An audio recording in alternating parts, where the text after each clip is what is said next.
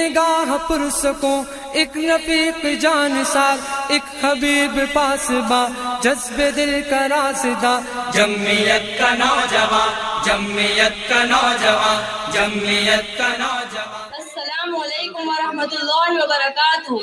الحمدللہ رب العالمین، والصلاة والسلام علی سید الانبیاء والمرسلین وعلی آلہ واصحابہ اجمعین، اما بعد فقد قال اللہ تعالی فی القرآن المجید والفرقان الحمید۔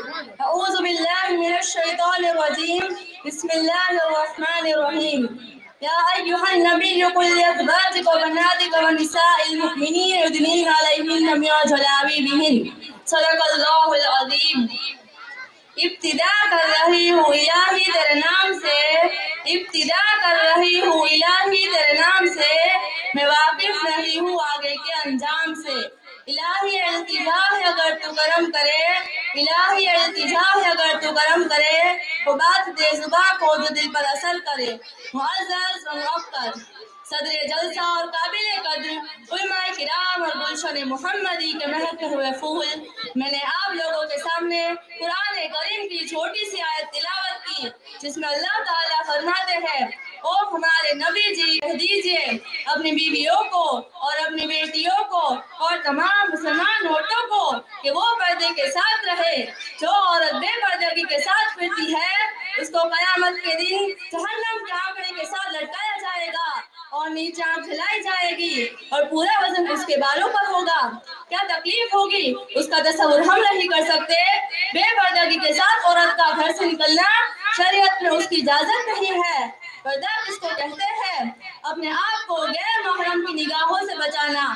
بعض مرد ایسے ہیں جن کے ساتھ اللہ نے عورتوں کا نکاح ہمیشہ کے لیے حرام کر دیا ہے، جیسے بیٹی کا نکاح باپ کے ساتھ، بہن کا نکاح بھائی کے ساتھ، بھتیجی کا نکاح چچا کے ساتھ، بھانجی کا نکاح ماما کے ساتھ، پوتی کا نکاح دادا کے ساتھ، نواسی کا نکاح نانا کے ساتھ۔ یہ بڑے بڑے میں نے گنوائے اور دوسرے بھی ہیں۔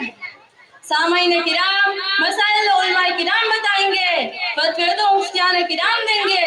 میں تو اپنا سبق سنانے کے لیے کھڑی ہو گئی ہوں، لہٰذا ان مرد کے سامنے جو میں نے گنوائے ان کے سامنے اگر عورت ایسی حالت میں آئے کہ سر پر اوڑھنی نہیں اور سر کھلا ہوا ہو تو اس حالت میں کوئی حرج نہیں، لیکن ادب کے خلاف ہے۔ لیکن چچا ماموں کا لڑکا، پھوپھی خالہ کا لڑکا، دکان اور کھیتی میں کام کرنے والے نوکر، بہنوئی، دیور، یہ سب غیر محرم ہے۔ ان کے سامنے تو ایمان والی بہن کے کٹے ہوئے ناخن، ٹوٹے ہوئے سر کے بال بھی سامنے نہیں آنے چاہیے۔ یہاں تک کہ عورتوں کو اتنا احتیاط کرنا چاہیے کہ اپنے کپڑے دھو کر عام سے نہ سکھائے جہاں پر غیر محرم کی نگاہ پڑتی ہو، بلکہ تنہائی میں سکھائیے۔ علماء کرام نے یہاں تک کتابوں میں لکھا ہے کہ کوئی عورت راستے میں چلی اور پیچھے کوئی مرد آیا، اس کو معلوم ہے کہ یہ فلانی عورت ہے، اگر یہ اپنا پیر اس عورت کے قدم کے نشان پر رکھے گا تو اندر سے شیطان خواہشات کی آگ پیدا کرے گا، گناہ کی طرف مائل کرے گا۔ آج وہ دور نہیں رہا، وہ پردہ نہیں رہا، وہ عفت اور پاک دامی نہیں رہی جو پہلے تھی۔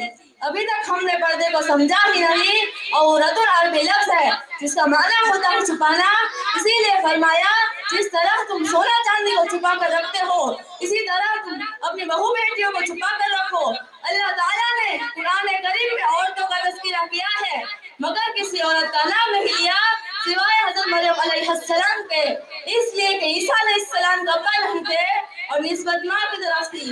عیسیٰ ابن مریم اور کسی عورت کا نام نہیں لیا۔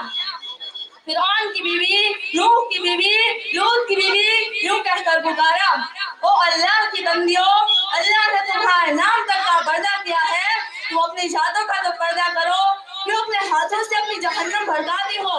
بغیر ضرورت گھر سے باہر مت نکلو، اگر ضرورت پڑ جائے تو راستے کے ایک طرف پردے کے ساتھ چلو، شرم کی چال چلو، نظر جھکا کر چلو، غیر محرم کی طرف مت دیکھو۔ میری ماں جب تو گھر کی چار دیوار میں تھی، جب تو پاک دامن تھی، جب تو حق پر تھی، جب تو توحید پر تھی، جب تو پردے میں تھی، تو اللہ نے تیری گود سے ایسے ایسے لال پیدا کیے کہ زمین تو زمین، آسمان کو بھی فخر حاصل تھا۔ توحید کا ڈنکا بجانے والے لال میری ماں تیری گود سے پیدا ہوئے۔ سچائی کا سکہ دنیا میں بٹھانے والے، تیری کی بوچھاروں میں، تلوار کی چھاؤں میں نماز ادا کرنے والے لال میری ماں تیری گود سے پیدا ہوئے۔ میری ماں جب تو حق پر تھی تو عالم تیری گود سے پیدا ہوئے، حافظ قاری تیری گود سے پیدا ہوئے، امام تیری گود سے پیدا ہوئے، ارے انبیاء علیہ السلام بھی تیری گود سے پیدا ہوئے۔ ہم نے مان لیا کہ تو آج نبیوں کو جنم نہیں دے سکتی کیونکہ نبوت ختم ہو چکی ہے، لیکن میری ماں تو وہی ماں ہے جو پہلے تھی، تیری گود وہی گود ہے جو پہلے تھی، تیرا خون وہی خون ہے جو پہلے تھا۔ تو آج بھی عالموں کو جنم دے سکتی ہے، محدث مفتیان کرام کو جنم دے سکتی ہے، لیکن میری ماں جب سے تو نے توحید کو توڑا، پردے کو چھوڑا، تو سینما دیکھنے لگی، تو رات سو بازاروں میں کھلے سر گھومنے لگی، تو شراب پینے والے، جوا کھیلنے والے، جھوٹ بولنے والے لال میری ماں تیری گود سے پیدا ہوئے، ڈھول تازہ بجانے والے، اسلام کو بدنام کرنے والے لال میری ماں تیری گود سے پیدا ہوئے، نماز کو چھوڑنے والے، حق پرستوں کو ستانے والے، باطل کو ساتھ دینے والے، حدیثوں کا مذاق اڑانے والے، قرآن شریف کا مذاق اڑانے والے میری ماں تیری گود سے پیدا ہوئے۔ میری ماں جب تو بھلی بنتی ہے تو بھلوں کو جنم دیتی ہے، جب تو بری بنتی ہے تو بروں کو جنم دیتی ہے، جب تو بھلی بنتی ہے تو پورے گھرانے کا بھلا ہوتا ہے اور پورے خاندان کو فخر حاصل ہوتا ہے، جب تو بری بنتی ہے تو پورے خاندان کو برباد کر دیتی ہے۔ محترم حضرات، ایک مرتبہ نبی کریم صلی اللہ علیہ وسلم کی محفل میں بات چلی کہ دنیا کی عورتوں میں سے بہترین عورت کون سی ہے؟ کسی نے کوئی صفت بتائی اور کسی نے کوئی صفت بتائی، بات چیت چلتی رہی تو علی رضی اللہ عنہ اپنے گھر تشریف لے گئے اور اپنی بیوی حضرت فاطمہ رضی اللہ عنہا سے پوچھا کہ دنیا کی عورتوں میں سے بہترین عورت کون سی ہے؟ حضرت فاطمہ رضی اللہ عنہا نے بتایا کہ دنیا کی سب سے بہترین عورت وہ ہے جو خود کسی غیر محرم کو نہ دیکھے اور کوئی غیر محرم اس کو نہ دیکھے۔